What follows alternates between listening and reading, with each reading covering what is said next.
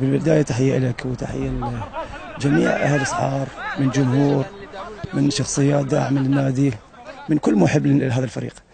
أكيد أنه أنا ما اعتباط أني جيت يعني وافقت أنه أستلم فريق صحار، والكل يعرف والكل متابع أنه أنا ما غريب على الكرة العمانية. يمكن صار لي فترة طويلة أشتغل بالدوري العماني، إذا كان في الدرجة الأولى أو دوري المحترفين. عندي معرفة ودراية على الفريق، فريق فيه إمكانيات لاعبين جيدة جدا. يعني في مباريات كثيرة، يعني أنا من الناس اللي زعلت على الفريق أنه مثلا كاسب مباراة دقيقة 90 وبعدين يخسر ويفقد نقاط كاملة. أكثر من مباراة صار هذا وحدث هذا مع الفريق.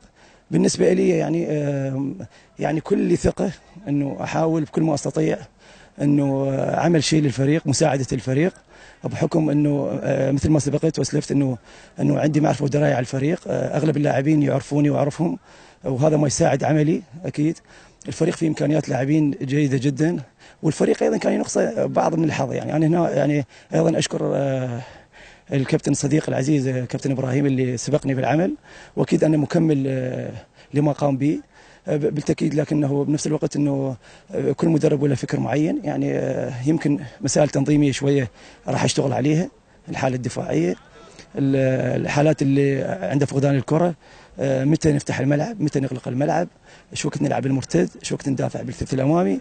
يعني هاي كلها امور يجب ان اللاعبين ياخذون بالهم من عندها.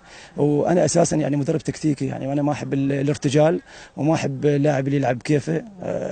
وصلت هاي المعلومه خلال اليومين الماضيين، واعتقد اكو تجاوب كبير من اللاعبين، وهذا ما يساعدني ويسعدني صراحه. واكيد يعني متفائل جدا. طبعا بالنسبه للاعبين المواطنين، لاعبين مواهب، اكو لاعبين يعني امكانيات عاليه.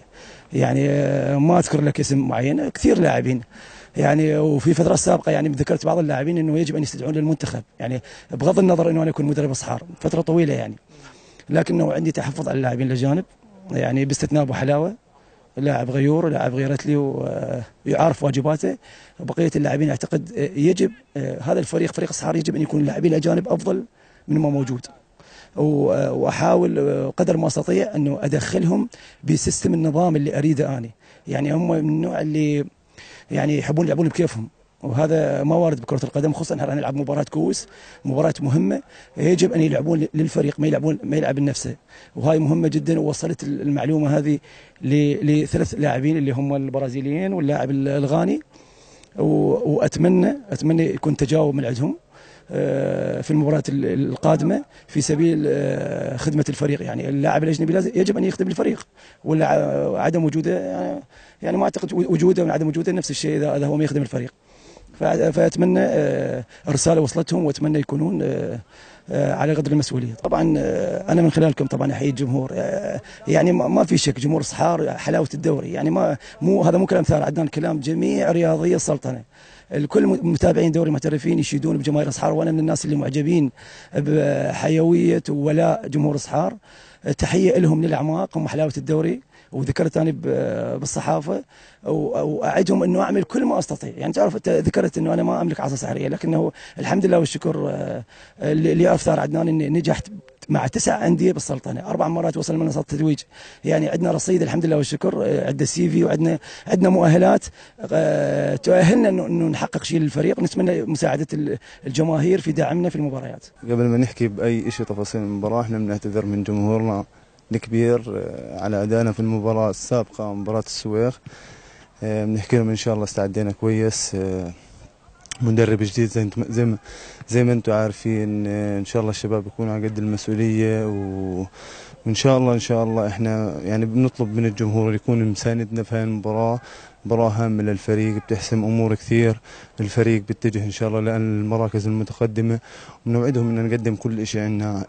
طبعا مني انا كقائد يعني لنادي سوحار، بوعدهم وعد مني انا شخصيا ان الشباب ما راح تقصر في الملعب، راح تعطي اللي عندها، راح يكون رجال على قد المسؤوليه. انا همي الوحيد اني اسعد سوحار، همي الوحيد اني اسعد الجماهير اللي بتيجي، همي الوحيد اني انا اكون يعني نقطة فارقة. أنا لاعب محترف، بهمني إني أنا أكون يعني ان شاء الله باذن الله يعني اني اكون يعني متميز. اهم شيء انه الشباب اللي معاي ما تقصر في الملعب. فانا لما اروح للهجوم بكون ان انا بدي اسوي شيء للفريق، بكون بدي اسوي شيء للجمهور. الجمهور بكون يعني والله حاز ببالي، فعشان هيك انا بكون بدي اقدم له شيء. لو يطلع في ايدي اني اقدم له روحي، الجمهور هذا اللي بيجي على المباريات بسيب اولاده وبسيب كل شيء يعني وراه، بودر كل شيء وراه وبيجي عشان يحضر لنا مباراه. طبعا بدي افديه بروحي، يعني بكون بدي افديه. لو بيطلع في ايدي اني اعطيه قلبي بعطيه. فانا بعتذر منهم اني انا بهاجم، يعني انا مدافع اول شغله.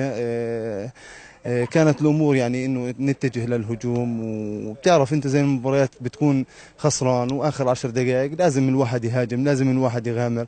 Sure, we as a team we are not happy with this situation. We work every day to put Sohar in the best position in league. They can be comfortable because we are not happy with this situation. And we train, and the first thing we fight for this team. And we hope in this new moment we have a new coach. I hope this come new atmosphere and new motivation for the players. We have more 5 games, so we can put Sohar in that better position. Yes, I cannot promise then we win the all games, but I can promise we will put ourselves inside the field. We give 100% what we have to win. So they can come, they can support us because they will see from us we give ourselves to defend our team.